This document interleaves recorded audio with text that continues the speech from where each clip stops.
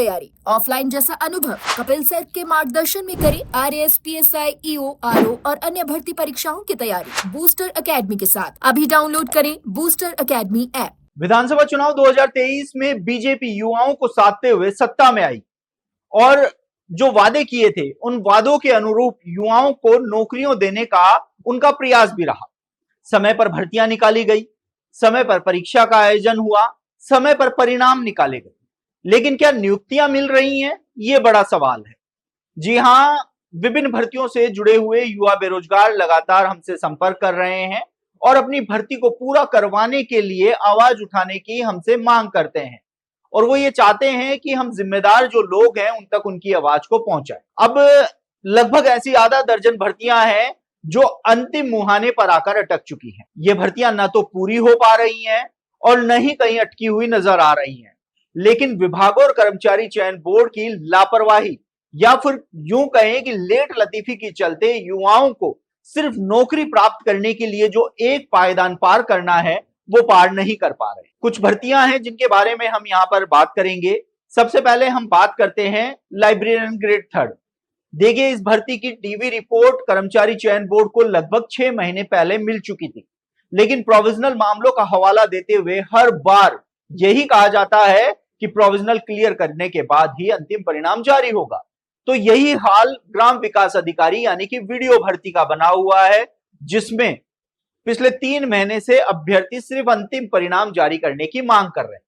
हालांकि इन दोनों ही भर्तियों के अभ्यर्थी लगातार ये आवाज उठा रहे हैं कि पूर्व में जितनी भी भर्तियां हुई है उनमें प्रोविजनल मामलों को छोड़ते हुए अन्य पदों पर परिणाम जारी हुआ है और युवाओं को रोजगार मिला है। लेकिन इस बार कर्मचारी चयन बोर्ड प्रोविजनल मामलों के बिना, जो क्लियर हुए बिना परिणाम जारी करने के मूड में नहीं है और ऐसे में युवाओं को विभाग और बोर्ड के चक्कर लगाते लगाते थक रहे हैं।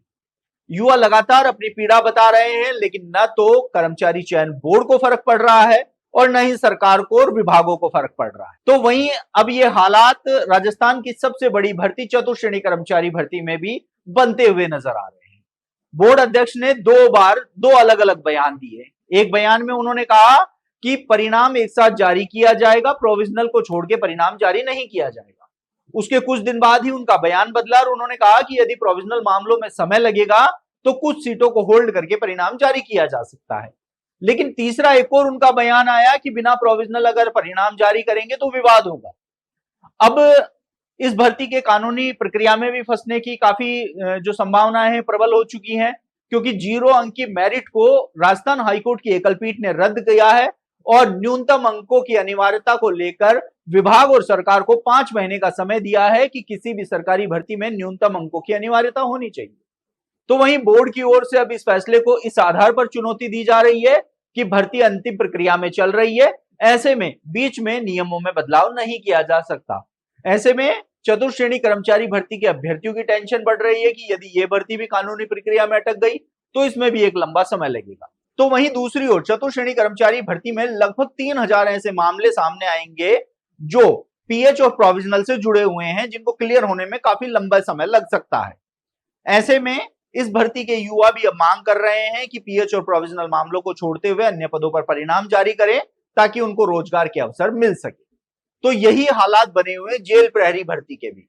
आपको बता दें कि जेल प्रहरी भर्ती का परिणाम आए लगभग 2 सप्ताह का समय बीत चुका है, लेकिन अभी तक भी इनकी मेडिकल जांच की तिथि जारी नहीं हो पाई है, जिनकी वजह से इनके नियुक्ति के जो रास्ते हैं वो अभी कहीं ना कहीं अटके हुए हैं।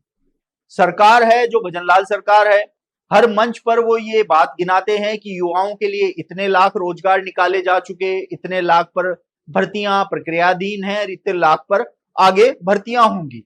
लेकिन ऐसी भर्तियों का क्या फायदा जो समय पर पूरी नहीं हो पा रही है। भर्तियां हो रही हैं, निकाली जा रही है, नो डाउट, इसमें कोई सवाल खड़े नहीं होते हैं कि भर्तियां नहीं निकल रही हैं।